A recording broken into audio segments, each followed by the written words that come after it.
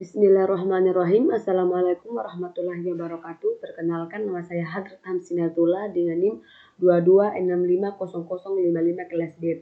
Di sini saya akan mereview kembali materi mengenai keamanan komputer security dengan mata kuliah keamanan komputer dengan dosen Bapak Eri Muchar Haseri, Sarjana Komputer Magister Teknik. Oke, langsung saja pada materinya. Yang pertama di sini, keamanan komputer mengapa dibutuhkan? Yang pertama, information based security menyebabkan nilai informasi menjadi sangat penting dan menuntut kemampuan untuk mengakses dan menyediakan informasi secara cepat dan akurat menjadi sangat esensial bagi seluruh perusahaan maupun personal. Selanjutnya itu infrastruktur jaringan komputer seperti LAN dan internet memungkinkan untuk menyediakan informasi secara cepat sekaligus membuka potensi adanya lubang keamanan atau security hole. Selanjutnya, kejahatan komputer semakin meningkat karena yang pertama, aplikasi bisnis berbasis TI dan jaringan komputer meningkat seperti online banking, e-commerce, elektronik, data, intelligence atau ADI. Selanjutnya itu desentralisasi server. Selanjutnya, transisi dari single vendor ke multi vendor, meningkatnya kemampuan attackers dan kurangnya kemampuan pengguna sistem. Selanjutnya di sini kesulitan penegak hukum dan belum adanya ketentuan yang pasti. Semakin kompleksnya sistem dan yang digunakan, semakin besarnya source kode program yang digunakan juga. Terakhir di sini berhubungan dengan internet. Selanjutnya, pengantar keamanan komputer. Keamanan komputer atau computer security adalah disiplin ilmu dan praktek untuk melindungi komputer, jaringan, dan sistem informasi dari ancaman dan serangan yang dilakukan oleh pihak yang tidak berwenang atau jahat. Keamanan komputer mencakup segala aspek yang berhubungan dengan potensi terhadap penggunaan, penyebaran, dan manipulasi informasi digital. Prinsip dasar keamanan komputer yang pertama ada confidentiality atau kerahasiaan. Berarti menjaga kerahasiaan informasi dengan melakukan pembatasan hak akses seseorang yang paling umum dengan menggunakan enkripsi. Contoh data-data yang harus dijaga kerahasiaannya seperti data-data yang sifatnya pribadi, nama, tanggal lahir, penyakit yang pernah diderita, nomor kartu kredit, nama ibu kandung, dan sebagainya. Data-data milik perusahaan ataupun data-data milik perusahaan atau perusahaan. Yang kedua yaitu integrity atau keaslian. Berarti menjamin bahwa data atau informasi yang dimiliki terjaga keasliannya, tidak berubah tanpa memiliki informasi. Integrity merujuk pada tingkat kepercayaan terhadap suatu informasi. Di dalam integrity terdapat dua mekanisme penggunaan, yaitu mekanisme preventif dan mekanisme detektif. Selanjutnya itu ada availability atau ketersediaan. Berhubungan dengan ketersediaan informasi ketika dibutuhkan, artinya informasi harus selalu tersedia saat dibutuhkan oleh user dan dapat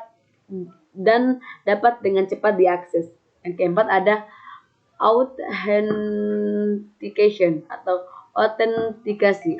Metode atau menyatakan bahwa informasi betul-betul asli atau orang yang mengakses atau memberikan informasi adalah betul-betul orang yang dimaksud. Terdapat beberapa metode autentikasi yang umum digunakan dalam keamanan komputer seperti autentikasi berbasis kata sandi, autentikasi berbasis kunci, public atau privat, autentikasi berbasis biometrik, dan sebagainya. Yang kelima ada authorization atau otorisasi. Memastikan bahwa penggunaan hanya memiliki akses yang diperlukan untuk melakukan tugas mereka dan mencegah penggunaan yang tidak sah atau penyalahgunaan hak akses. Dengan memberikan hak akses yang tepat, sistem dapat mengontrol akses pengguna dan menjaga keamanan sumber daya dan informasi yang sensitif. Selanjutnya yang keenam ada non-repudiation atau tidak dapat dibantah. Non-repudiation atau tidak dapat dibantah merujuk pada konsep dalam keamanan komputer di mana pengirim sebuah pesan atau transaksi tidak dapat membantah bahwa ia telah mengirim atau melakukan transaksi tersebut.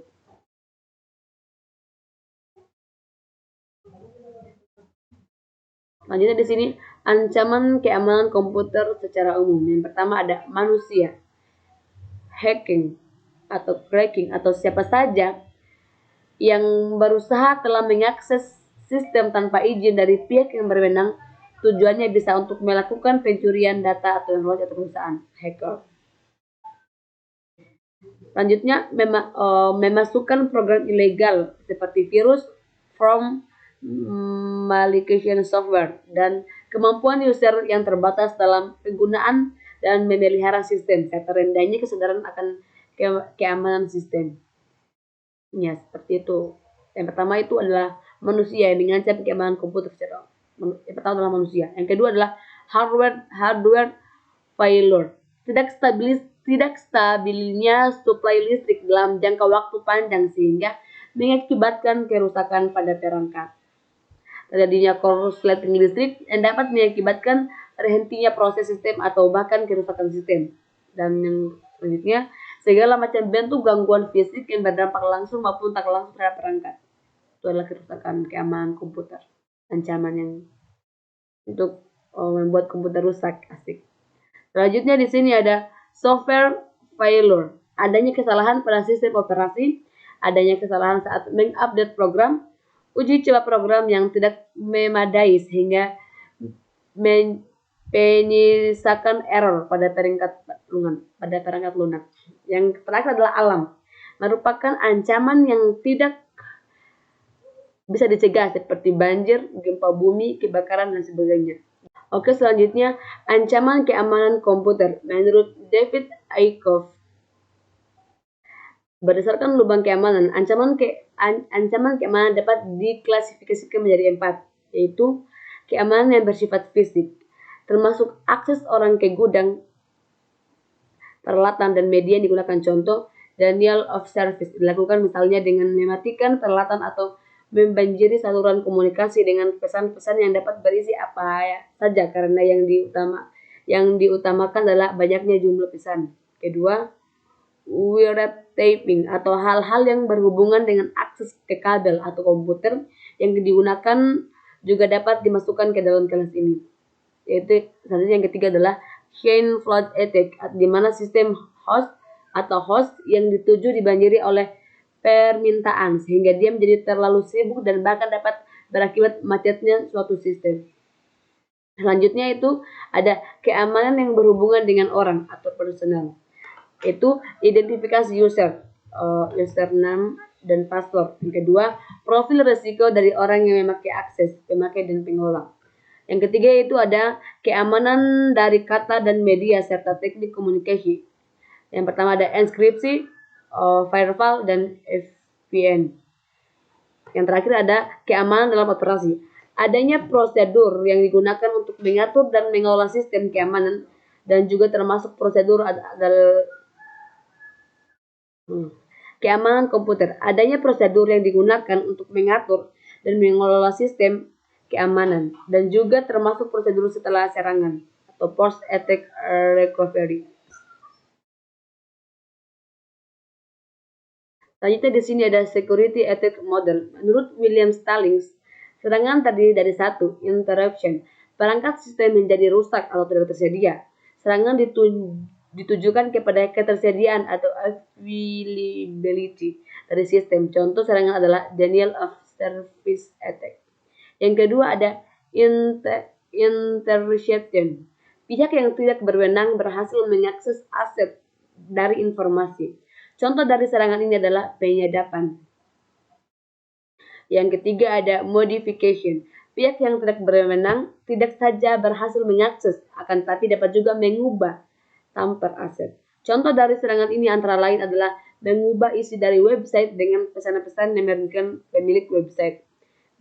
Yang keempat ada fabrication. Pihak yang tidak berwenang dapat membuat hardware dan software palsu untuk mengontrol sistem. Contoh dari serangan jenis ini adalah memalsukan hardware seperti aslinya atau memasukkan pesan-pesan palsu seperti email palsu ke dalam jaringan komputer.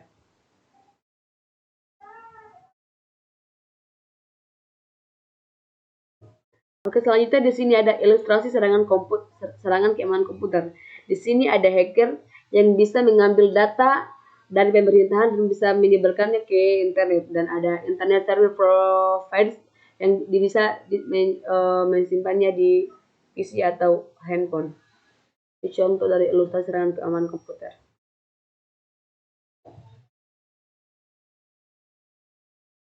Oke, selanjutnya di sini ada ilustrasi penggunaan firewall untuk keamanan komputer. Firewall di sini adalah sebuah sistem atau perangkat yang mengizinkan lalu lintas yang jaringan yang dianggap aman untuk melaluinya dan mencegah lalu lintas jaringan yang tidak aman. Jadi di sini apabila suatu jaringan yang dianggap aman maka akan bisa melewati firewall. Sedangkan jaringan yang tidak dianggap aman maka tidak bisa melewati firewall. Contohnya di sini ada sebuah hacker yang akan menghacker atau memasuki data-data dari komputer. Tidak bisa karena di sini merupakan data yang tidak aman, jadi dilindungi oleh firewall. Ini contohnya. A firewall is especially important to larger organization. Firewall is a must. Seperti itu contohnya.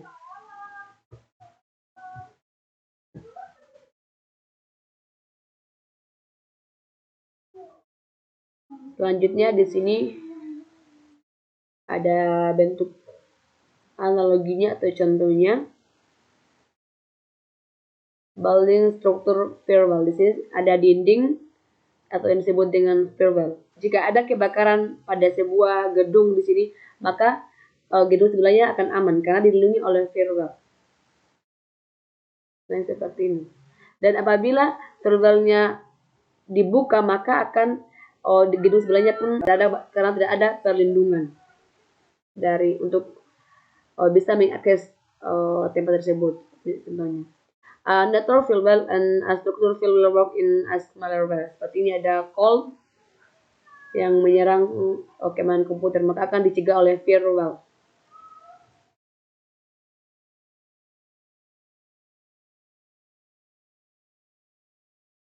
Selanjutnya di sini ada firewall roles, access control list. Di sini ada permission, IP address, protocol, destination, dan port. Contoh dari firewall roles.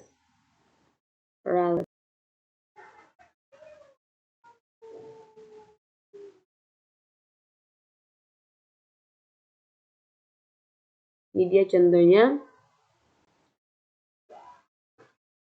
Di sini firewall roles.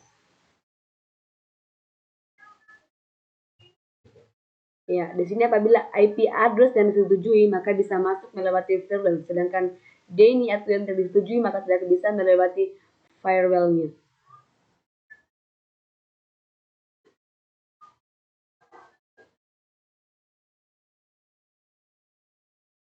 Maaf itu agak loading.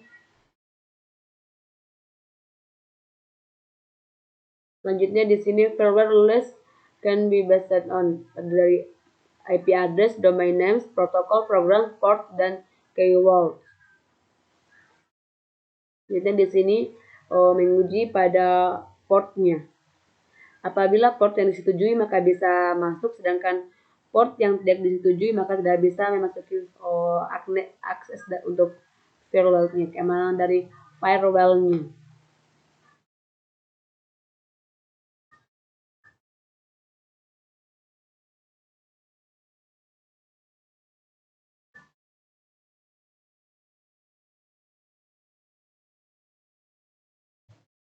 Ya, seperti itu contohnya. Selanjutnya di sini firewall types. Software firewall that is installed on computer. Jadi di sini firewallnya softwarenya bisa menginstal firewallnya, sehingga di sini tempat untuk penginstalan Microsoft Windows Firewall agar bisa melindungi software dari serangan hacker.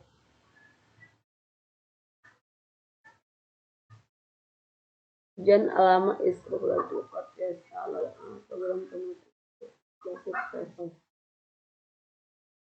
ya, jadi di sini adalah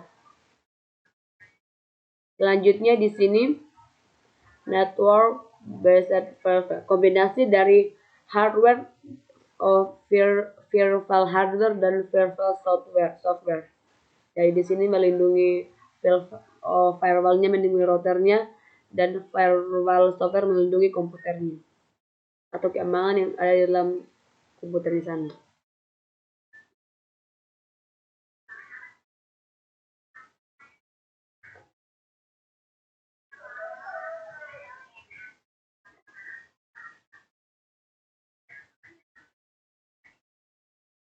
Selanjutnya di sini ada standalone firewall, ada router have a built-in firewall dan ada call firewall.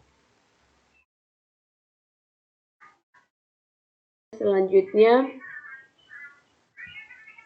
di sini ilustrasi penggunaan VPN untuk keamanan komputer. VPN di sini atau Virtual Private Network adalah sebuah cara aman untuk mengakses local area network yang berada pada jangkauan tertentu dengan menggunakan internet atau jaringan umum lainnya untuk melakukan transmisi data paket secara pribadi. Wah, pengertian dari VPN atau Virtual Network. Di sini contohnya ada internet service dari provide mengirimnya ke PC. Dicontohkan di sini melalui ISP server mengirim ke cloud. Maka di sini bisa kita lihat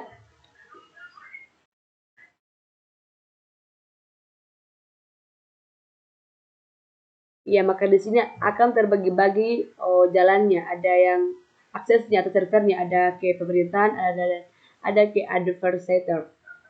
Seperti itu apabila menggunakan internet service provider. Selanjutnya di sini apabila menggunakan VPN server, maka jalannya di sini lurus-lurus saja atau hanya akses untuk server yang ditujukan yang menggunakan VPN saja, seperti itu.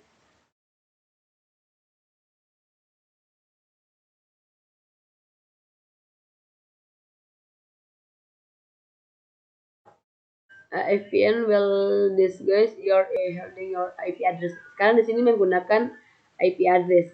Di sini IP address-nya 12.250.6678 akan mengirim ke 12.250.6678 menggunakan VPN server IP address. Ya, seperti itu. Maka di sini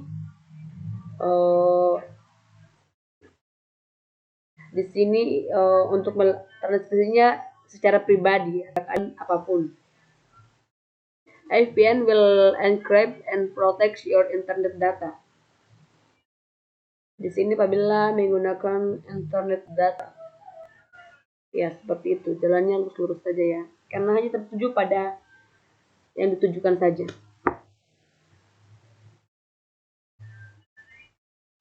Ya, apabila di sini ada hacker, ISP atau government untuk masuk ke server tersebut tidak bisa karena di sini dilindungi oleh VPN encapsulation the data with an extra layer of protection.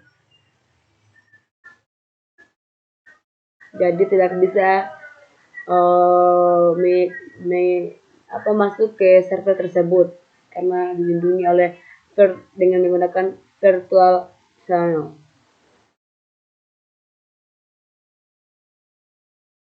Seperti itu. Selanjutnya di sini VPN will enable you to access restricted internet connect. Apabila di sini ada video website yang kita tidak bisa nonton karena dari negara lain, Kita bisa menontonnya menggunakan VPN. Seperti ini ada video yang bisa kita nonton. Caranya itu kita bisa menggunakan VPN. Seperti di sini ada VPN server Control America, South America, dan Europe. Ya, ini dia contohnya. Video website tadi, ini tentunya tidak bisa ditonton. Apabila disambungkan dengan VPN, maka videonya bisa ditonton. Ya, contohnya ini dia.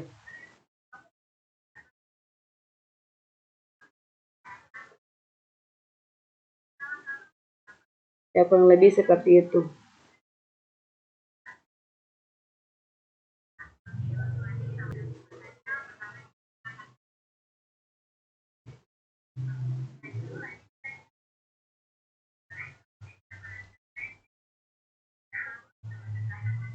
We can provide a secure connection for remote workers. Terus selanjutnya kita masuk pada materinya. Serangan cyber ke SolarWinds, sebuah perusahaan. Ada macam-macam security atau serangan. Yang pertama ada serangan cyber ke SolarWinds, sebuah perusahaan perangkat lunak yang memproduksi alat manajemen jaringan dan infrastruktur TI. Serangan ini memungkinkan peretas untuk mengakses dan mengambil alih sistem di perusahaan-perusahaan besar seperti Microsoft, Verizon, dan Departemen Keamanan Dalam Negeri di Amerika Serikat. Selanjutnya yang kedua ada Facebook Cambridge Analytica Scandal. Cambridge Analytica merupakan konsultan politik yang mengumpulkan data pribadi lebih dari 80 juta pengguna Facebook tanpa persetujuan mereka untuk membantu kampanye politik tertentu. Yang ketiga ada Capital One Data Break. Data sekitar 100 juta pelanggan dan calon pelanggan Capital One di Amerika Serikat dan Kanada dicuri oleh peretas. Data yang dicuri meliputi nama, alamat, nomor telepon, dan informasi keuangan. Selanjutnya ada Marriott International Database. Informasi pribadi sekitar 500 juta tamu Marriott di seluruh dunia, termasuk nama, alamat, email, nomor telepon, dan nomor paspor dicuri oleh peretas. Selanjutnya ada Equifax Data Breach 2017. Informasi pribadi sekitar 147 juta warga negara Amerika Serikat, termasuk nama, alamat, tanggal lahir, nomor dimensial, dan informasi keuangan. Selanjutnya ada serangan ransomware pada tahun 2017 itu yang menyerang sistem komputer global, termasuk di dalamnya layanan kesehatan di Inggris, perusahaan otomotif Renault, dan operator telekomunikasi Spanyol Telefónica. Selanjutnya ada pelanggaran data LinkedIn pada tahun 2012 yang mengakibatkan sekitar 167 juta jiwa akun pengguna bocor, termasuk nama pengguna, sandi, dan alamat email. Lagi serangan keamanan pada situs web target pada tahun 2013 yang mengakibatkan pencurian informasi pribadi sekitar 110 juta konsumen, termasuk nama, alamat email, nomor telepon, dan nomor kartu kredit. Selanjutnya ada pelanggaran keamanan pada situs web Adobe pada tahun 2013 yang mempengaruhi sekitar 38 juta akun pengguna, termasuk nama pengguna, alamat email, dan kata sandi terencrypsi. Selanjutnya ada serangan pada situs web Yahoo pada tahun 2014 yang mengakibatkan data sekitar 500 juta akun pengguna terkenal dampak, termasuk nama, alamat email, dan tanggal lahir. Ini ada 15 contoh kasus nyata akibat dari jebolnya sistem keamanan komputer Indonesia. Ada satu ini yang ada di negara kita, Indonesia. Yang pertama ada pembobolan situs web KPU pada pemilu 2019. Ada serangan ransomware WannaCry pada tahun 2017 yang menyerang banyak institusi dan perusahaan Indonesia. Ada pembobolan situs web Kominfo oleh hacker pada tahun 2016. Pembobolan situs web Bank Mandiri pada tahun 2015. Serangan DDoS atau situs web BCA pada tahun 2015. Pembobolan database warga negara Indonesia dan Malaysia pada tahun 2013, pembobolan situs web PT Telkom pada tahun 2012, pembobolan situs web Universitas Gadjah Mada pada tahun 2011, serangan DDoS pada situs web pemerintah Indonesia pada tahun 2010, dan banyak lagi serangan. Yang terakhir adalah ada serangan virus Indonesia pada tahun 1999. Ada 7 prinsip keamanan komputer. Yang pertama, satu, menetapkan kebijakan keamanan yang baik sebagai dasar untuk desain sistem. Yang kedua, perlakuan keamanan sebagai bagian integral dan keseluruhan sistem. Ketiga, perjelas batas keamanan fisik yang logis yang diatur oleh dokumen kebijakan keamanan. Yang keempat, ada pastikan pengembang dilatih tentang cara pengembangan keamanan perangkat lunak. Yang kelima, ada kurangi risiko ke tingkat yang dapat diterima. 6. Ada asumsikan bahwa sistem eksternal tidak aman. 7. Identifikasi potensi pertukaran antara pengurakan risiko dengan peningkatan penurunan biaya dalam aspek lain efektif operasional. Ada kerangka kerja keamanan informasi. Kerangka kerja keamanan informasi ISO atau 2701 adalah standar internasional yang mengatur praktik terbaik untuk mengelola keamanan informasi dalam sebuah perusahaan. Standar ini memberikan panduan untuk merancang, menerapkan, mengkomparasikan, memonitor, memeriksa, memelihara, dan meningkatkan sistem manajemen keamanan informasi di perusahaan. ISO 27001 memiliki 4 tahap utama dalam implementasinya. 1. Ada inisialisasi, perencanaan, implementasi, dan evaluasi. Ini bisa dibaca. Selanjutnya di sini ada serangan-serangan yang dilakukan di dunia ini. Ada berbagai macam serangan. Di Kanada, mereka saling menyerang di setiap harinya. Seperti ini contohnya. Ya, kurang lebih seperti itu. Mohon maaf apabila banyak kesalahan. Wabillahi taufiq wal hidayah. Wassalamualaikum warahmatullahi wabarakatuh.